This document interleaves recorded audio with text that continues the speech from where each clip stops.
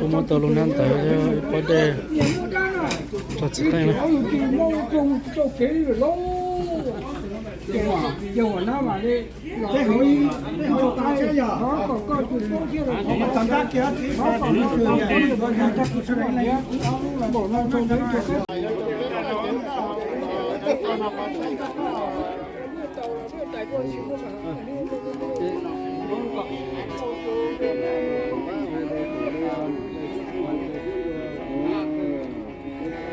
có đi chạy này tới chở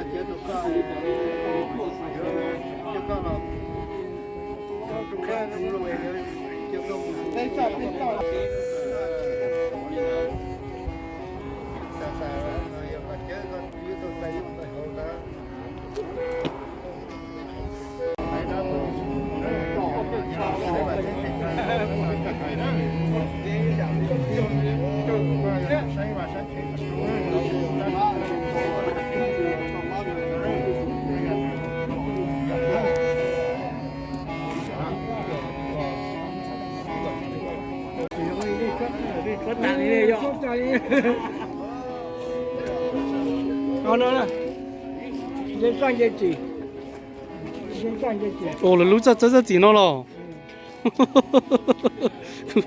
Ô dân đấy. Bữa nay chắc chỉ nè.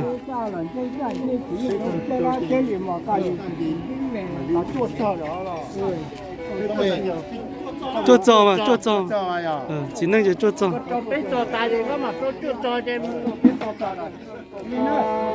Rồi này chắc chỉ nè. Chốt cho nè. Rồi.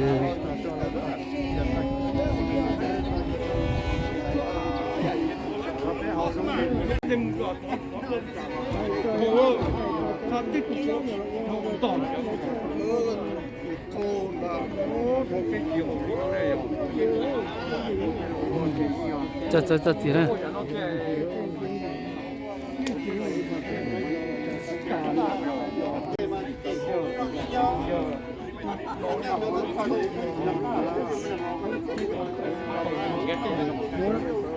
Đúng không?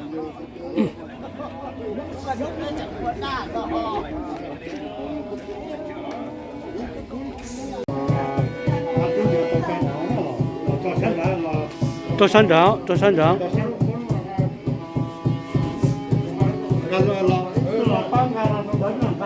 Nó lúc nào mua sữa.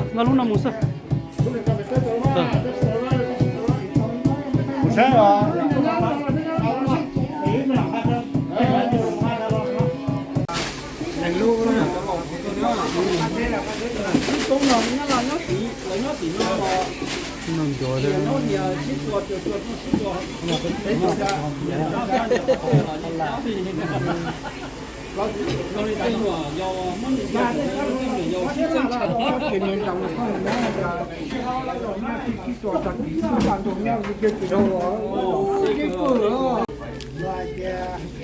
Chị bắt đầu chị mua chị nhập phân hiển á, và chị lý do số chị bắt đầu cái là do để mà nó không nào đấy, nhập phân hiển mà đi, đã biết cái đấy là nhập phân hiển mà dùng cái này để chia nữa, cái này mình chia số này số lên điên, kiểu cái để chia thì cái số thì một số, trong khu để chia phân loại số thì câu thế cũng được phân ra thì nó cho nó phụ nó tiền nó chia nó chỉ bao giờ chỉ một cái như này cái bút gì nhiệt tiền thì họ có ai cái nhỏ cũng đó có nhỉ nhiều xúc nữa các lỗ thì cũng có nhiều lỗ xúc thứ nữa đó các tuổi luôn luôn luôn luôn cái nên nhân ta cái ý chỉ của